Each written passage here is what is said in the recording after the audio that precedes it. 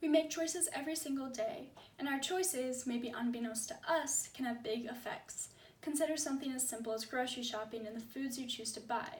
Believe it or not, our personal food choices have been topics for articles on Time, 10th edition books, food blog posts, and even published papers. Even though you are the one consuming what you buy, your purchase does not just affect you.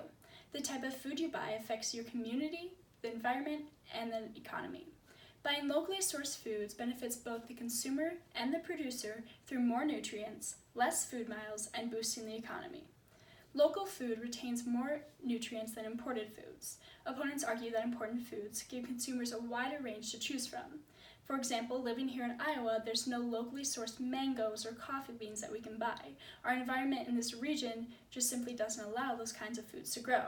Consumers get more options and a choice of whatever they want with imported foods. However, much of the food has lost nutrients through traveling. Often, local produce is harvested at the peak of the season. Imported fruit is often harvested out of season and then shipped around the world, causing nutrient content to deteriorate, says Karen from Super Healthy Children blog. Taste and nutrition are not the same with imported foods. So although there are more choices with imported foods, those choices are not as healthy and not as beneficial as local foods. This chart shows the nutritional differences between organic vegetables and conventional vegetables. There's several minerals like iron, potassium, and calcium. No matter the kind, the organic vegetable has significantly more milliequivalents of minerals than the conventional vegetable. One of the most outstanding differences in this chart is iron in tomatoes. In organic tomatoes, there's 1,938 milliequivalents of iron. In conventional tomatoes, there's only 1 milliequivalent. The miles that imported food travels also affects the environment. Buying locally reduces an individual's carbon footprint.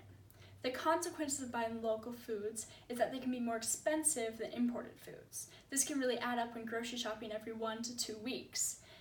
Mass production results in cheaper products, and when people spend money on those products, the money goes right back to the large manufacturers and supermarkets. In turn, local sellers are forced to keep their prices high in order to make any money. It's a cycle that's explained by Nancy Chen on Spoon University that began and continues with the consumer. Although, consumers do not need to spend twice as much money on all local groceries to reduce emissions from imported foods. To support this, Barbara Kingsolver, in her book Animal Vegetable Miracle, notes, if every U.S. citizen ate just one meal composed of locally and organically raised meats and produce, we would reduce our country's oil consumption by over 1.1 million barrels of oil every week. That's just one meal, a couple ingredients that came from regional areas, one meal that could immensely help the environment. The transportation and production of imported foods drastically contributes to carbon emissions. In the paper, The American Carbon Footprint, Understanding Your Food's Impact on Climate Change by Huff and Kling, 54% of food-related emissions are released in the supply chain upstream of the consumption point.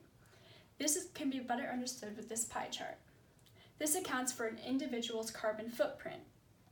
And as you can see, production, packaging, supply chain transport, and retail add up to be over half of the emissions. Local foods do not go through all of this processing like imported foods, and therefore do not emit as much waste into the environment. Finally, buying local affects the economy too. In return from buying local, community economy prospers.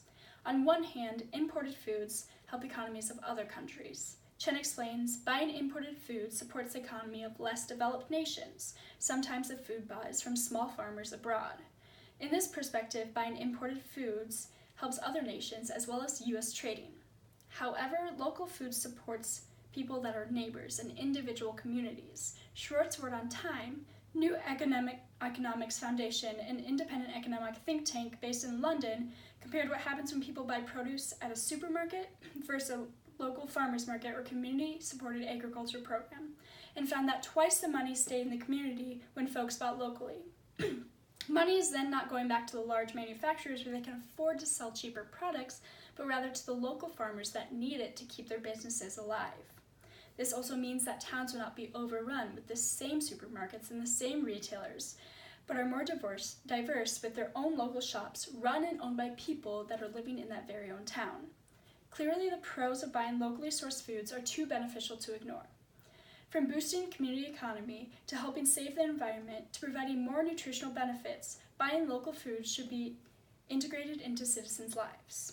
Whether you are the consumer or the producer, this helps both roles. You have the benefit of a choice. You get to choose what you buy and how you want to treat yourself, your community, and your environment. Choose healthy, choose clean, choose local.